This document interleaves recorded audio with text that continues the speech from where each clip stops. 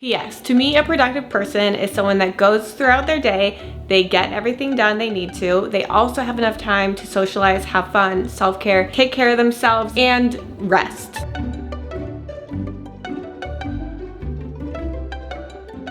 Did you miss me? Because I missed me. I really kind of fell off in a lot of ways of 2025. It just wasn't looking good. And I don't know if anyone else is in my shoes, but I looked back at a time in my life where I was really happy, really productive, really well balanced. And I looked at what I was doing now and I came up with a list of 10 things for success, to be a productive, happy, balanced person.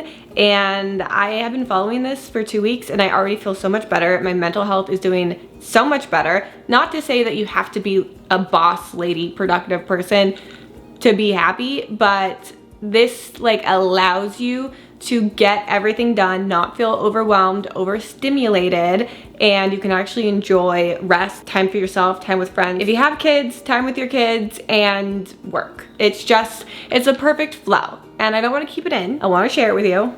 Let's get moving, huh? Let's go. Number one. Unfortunately, number one is gonna be me having to take off this really cute sweater because it's 1,000 degrees. I don't know why. It's winter. But number one, to set the tone for everything, you're gonna wanna set a goal.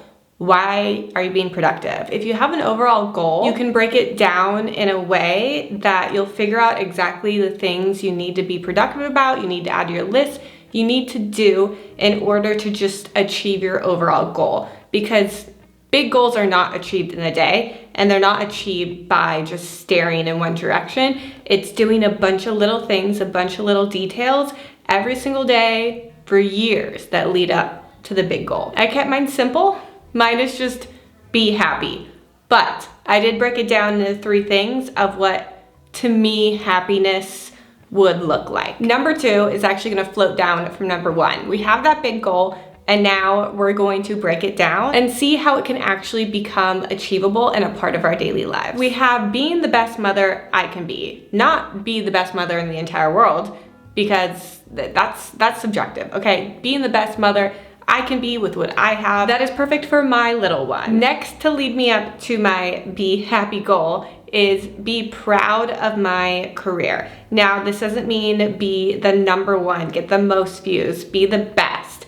To me, being proud of your career means that I'm doing things that when I show to people, I'm proud of, no matter how much success it has. Because to me, chasing and comparing would be the opposite of happiness. As long as I'm happy with what I'm doing, if it's resonating with people, if it helps people, if it entertains people, if I'm being able to be creative, which makes me happy, all this together to me means a career I'm proud of.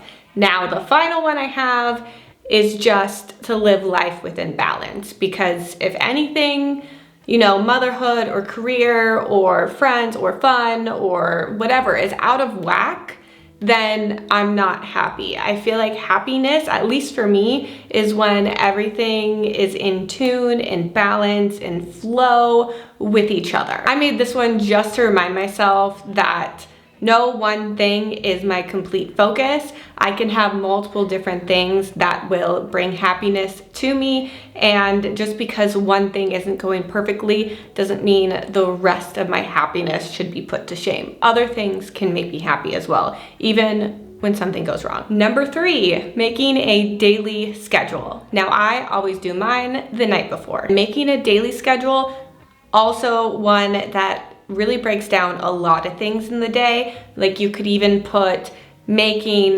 lunch, taking your dog to the bathroom, giving your little one a bath.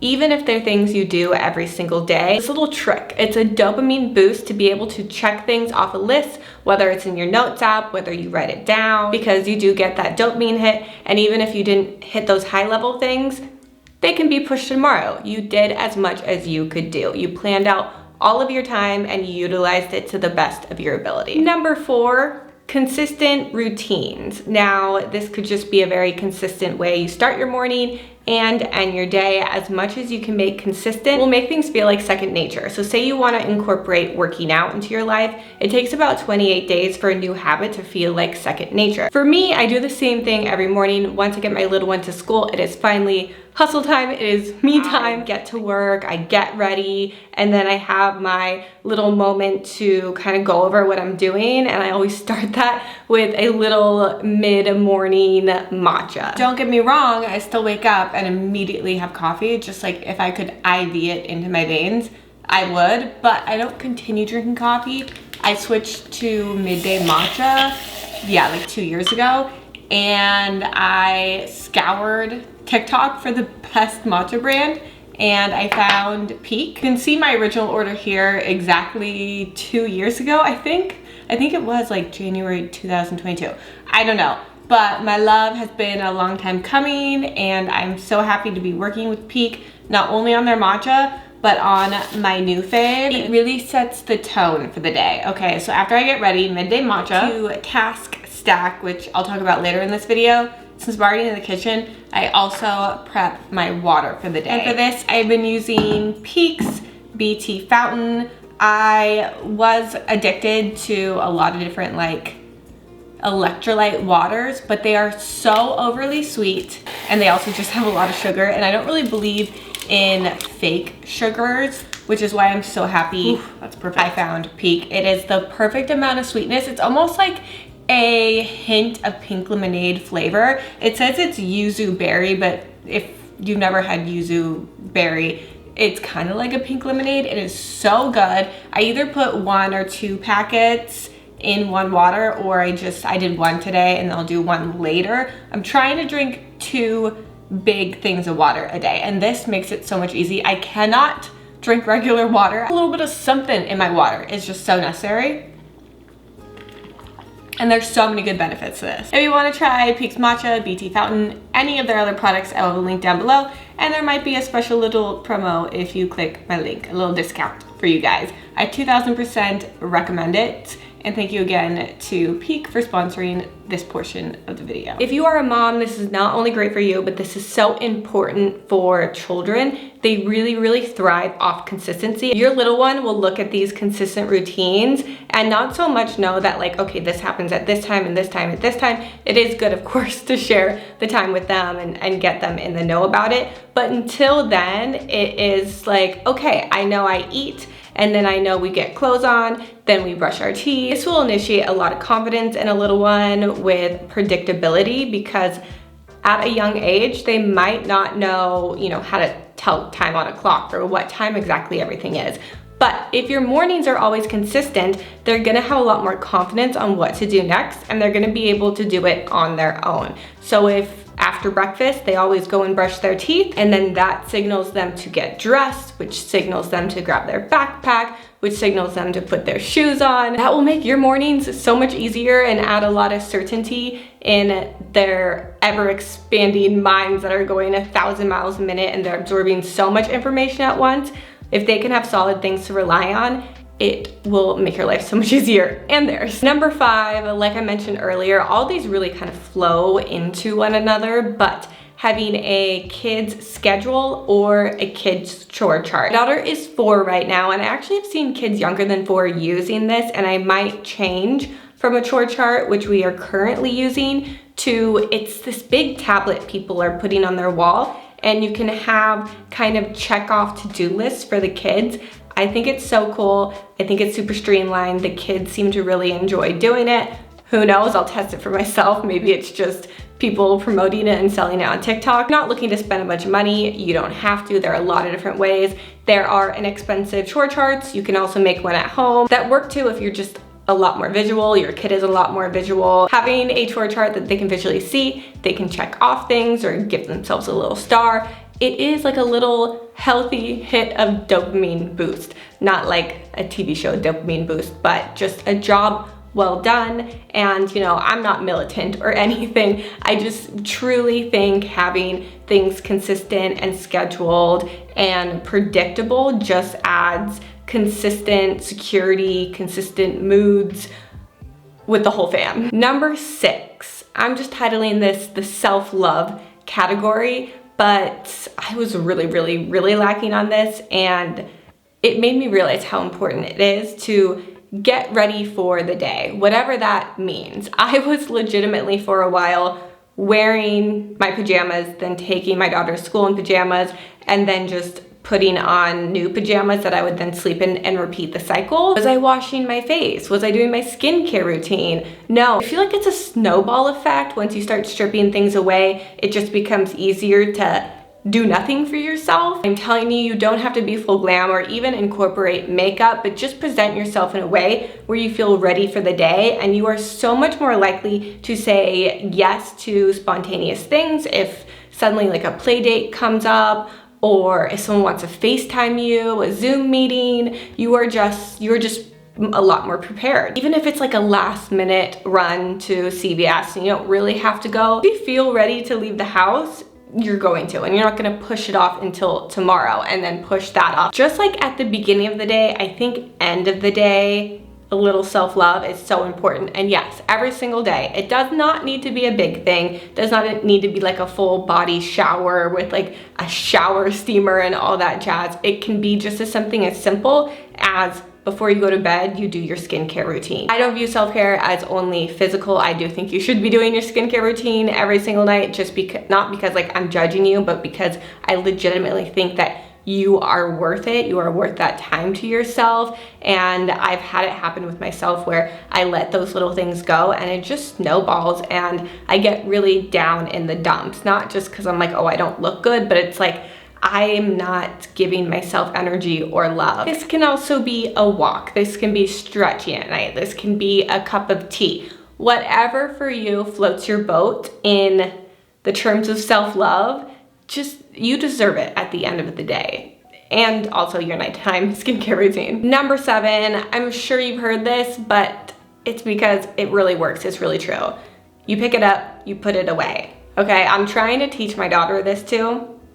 Hasn't been easy so far with a 4-year-old, but if you're listening, you're probably an adult, and no matter like if you're changing into a bunch of outfits in the morning, you're trying to figure out what to wear, and then you kind of leave things a mess, the easiest time to clean it up is before you walk away from it. At least in my brain, if I walk away from something, it just becomes not a big deal, and I can just let it sit and simmer until it's a huge problem, and then it takes me an hour to clean up my whole closet rather than just putting things on a hanger and away as need be. When I get ready, I always have my stuff in a travel makeup case. That way I can just put it all in and zip it shut. It's just the best way to be productive because you're setting yourself up for success. You can be productive in other areas because you're doing these little wins consistently and you're never overwhelmed and overstimulated.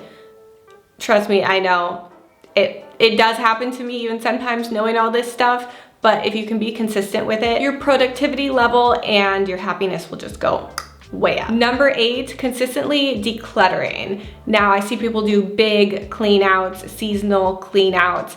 I think that's great too, but I think every single week you should work on decluttering another section. This kind of stemmed from when I was doing Montessori style playtime, and for my daughter I'd only have a certain amount of toys out and we would rotate them. Kid is more likely to play with something and also play with it in a unique way if it's limited, and then you kind of rotate out and you can rotate back the old toys and suddenly they're new again. I took that very popular kids concept and incorporated it into my life, and I pick an area every week to declutter. If you also live in a small space, then you know how easy it is for things to get overwhelmed, to be, I keep using overstimulated, but I feel like being overstimulated is the monster to productivity.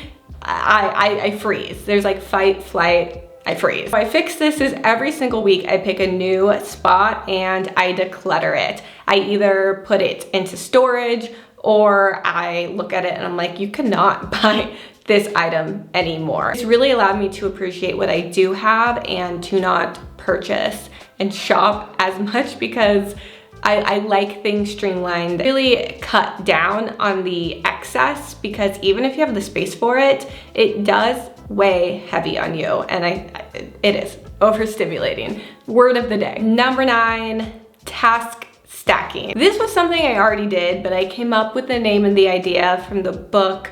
What is that book called? Atomic Habits. I believe it's called Atomic Habits, and they do habit stacking. It's a name for something I feel like we all do, but this is such a key way to utilize your time, which maximizes productivity. And essentially that's just multitasking. So when I get ready, instead of listening to something, you know, just for fun, unless it's a fun day, we can still have fun, but I'll like listen to an audio book of a book I'm gonna read later that night so I can kind of think about it throughout the day and remember to actually read and also be excited to finish wherever I left off while I was getting ready. Again, this is a very simple idea, but when you think about throughout your day, oh, I'm doing this, how can I utilize my time and kind of pair it with something else that would flow really well together and kill two birds with one stone kind of vibe, you know? Like, for example, I knew I was filming a TikTok today and I knew I was getting ready. So I also planned to film TikToks because I knew I was already gonna be, you know, at least hair washed, styled, and makeup, the trifecta. We all do this in a way, you know, we're packing a lunch and we're also eating parts of the bits for breakfast, okay? That feeling yourself and also preparing for the future. But there are a lot of ways, if you just think about it throughout the day, that you can incorporate a little bit extra. A lot of my self-care that I do, I tend to task stack it. Number 10, I know you probably do this, and you know that it's bad for you, but it's doom scrolling before bed.